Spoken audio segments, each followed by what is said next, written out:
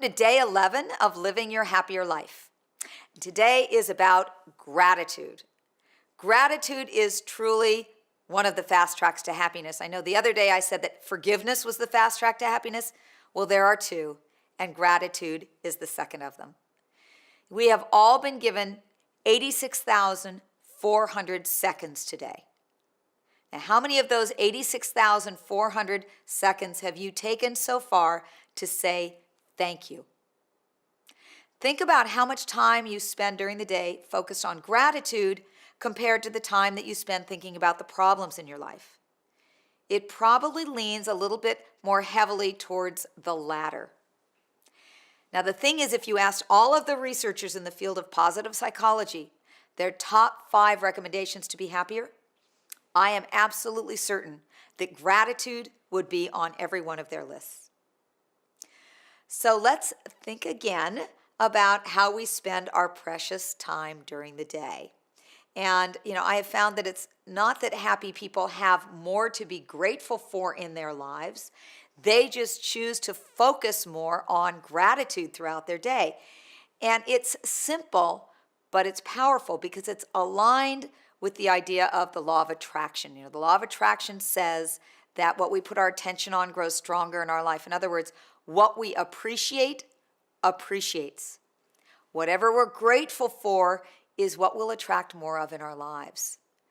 And this isn't about ignoring or sugarcoating painful feelings. It is absolutely not that. I'm not talking about being in some Pollyanna state of denial.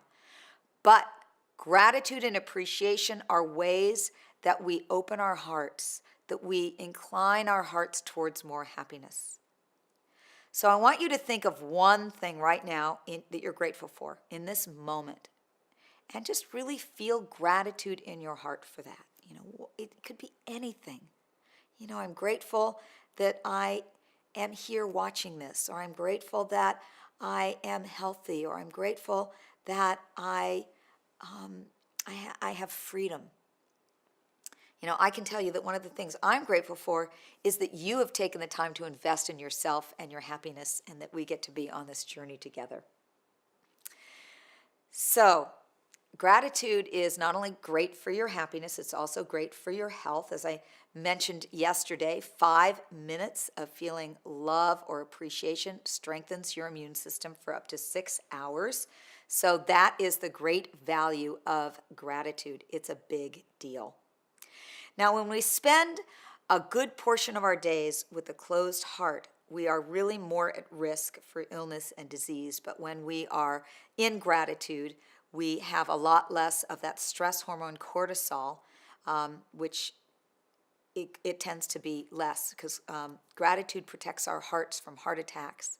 Okay, that's messy. Sorry. Gina, you can come back in.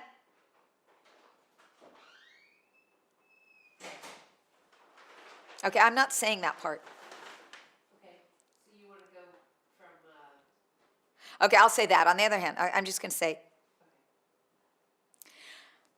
living in gratitude actually reduces the stress hormone cortisol by 23%.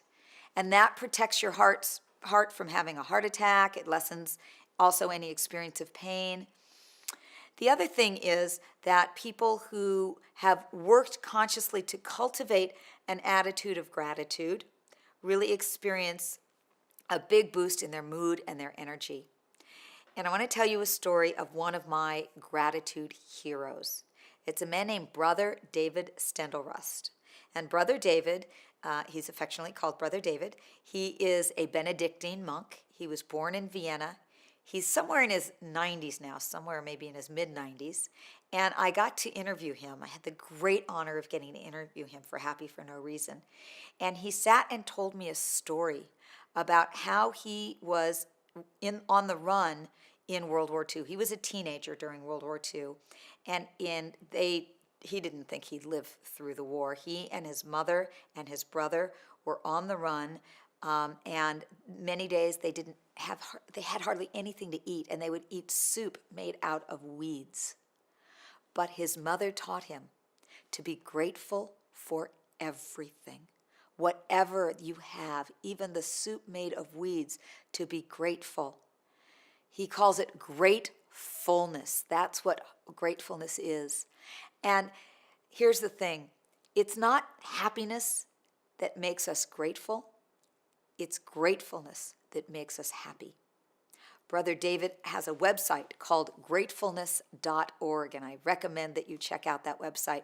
He told me about a practice that he's done for many years, and that is he picks a topic or theme for the day. It could be water or leaves or pen. It doesn't matter what it is, but every time he focuses on, he comes across that thing, so he turns on the water or he drives by a fire hydrant and he's reminded of water, he stops and he gives gratitude for that moment. Not necessarily for the water, but it's his prompt to stop and feel gratitude. And so the day that it's leaves, he just, every time he sees a leaf, he stops and feels gratitude. I've asked him how often he repeats his themes. He said, well, I don't repeat my themes. I try to make them new every single day. It's the idea of consciously focusing on gratitude because it creates a specific energy that affects our bodies in a really positive way. And there was some great research done by a doctor from Japan named Masaru Emoto. He has since passed away. But in his research, he was able to show the powerful effects of gratitude or of feelings like love on water. And what he did is he would take some water from the same source, like a tap of water, and he would divide the water into 2 jars. And then he would have school children come and speak to both jars of water. So one jar, they would send the water all kinds of love and gratitude. Oh, we love you, water. You're so wonderful. You taste so good. We're so grateful for you.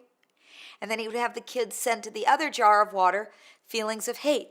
I hate you. You're so ugly. You're bad, water. And then, after a few days of doing this, he froze the water, and then he took the water crystals from each of the jars, and he looked at them under a microscope. And I'm going to show you the water that was sent love. Take a look. This is the water that was sent the messages of love. And this is the water that was sent the messages of hate. Pretty big difference, yeah? And why does this matter? Why does it matter to us? Well, it matters because our bodies are made up of 80% water. We are being affected all the time by messages of anger or frustration and messages of love and gratitude that we send ourselves all day long. So remember yesterday I started to tell you about the Bob and Holly story, and I told you I'd finish the story now. Well, here's part 2 to the story. So Bob and Holly were dating. They were so happy, and I was in this total funk. I mean, the whole situation had triggered this huge pain for me, and I was in this funk for at least 3 months. And then one day, Holly knocked on my door, and she said, Marcy, you are in a funk. Let me in. And let me tell you, that was the last thing I wanted to do, was to let her in. But I did. And she came in, and we sat down at my kitchen table, and she said, Marcy, you're in a funk. And you are only thinking about the things in life that aren't working for you. And I want you to promise me that you're going to do something for the next 21 days. And I thought, I don't know what she's going to ask me, but I'm desperate enough. I'll do whatever you tell me to do.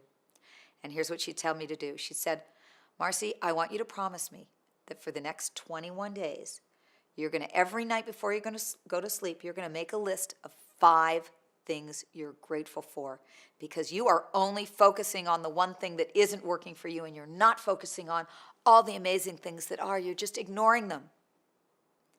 And so I did what I promised her that I would do. And I remembered that the very first few days of that, they were so hard. I was going, okay, what am I grateful for today? Well, I'm grateful that I had lunch. I'm grateful that I have arms and legs. But I will tell you that at the end of the 21 days, I was out of that funk, because I realized that I had only been looking through this one little lens, the one little lens of Bob and Holly, Bob and Holly. And it got me out of that funk, and my heart juice started flowing again. And I didn't end up doing that practice for 21 days as she told me to do. I ended up doing it for 3 years, non-stop. And still to this day, I do this anytime I start to feel like I'm going into a little bit of a victim mentality. So there is a great researcher from UC Davis named Dr. Robert Emmons, and he has done fantastic research showing how just 30 days of this gratitude practice, how it will raise your happiness set point. So this, of course, is something that we're going to ask you to practice from now to the end of the program. But I'm going to take this a step further. Ultimate gratitude is when you are feeling grateful for everything, not just the things that seem absolutely wonderful and perfect in your life, but everything. So I want to add to you another practice that you're going to do to get that love juice flowing, along with your inner ease practice and this 5 times a day gratitude practice. And that is throughout your day, I want you to feel a thank you in your heart, no matter what's happening, even if something goes wrong. Just a thank you in your heart for everything that comes your way. Thank you for finding this parking space. Thank you for not getting that job I wanted. Thank you for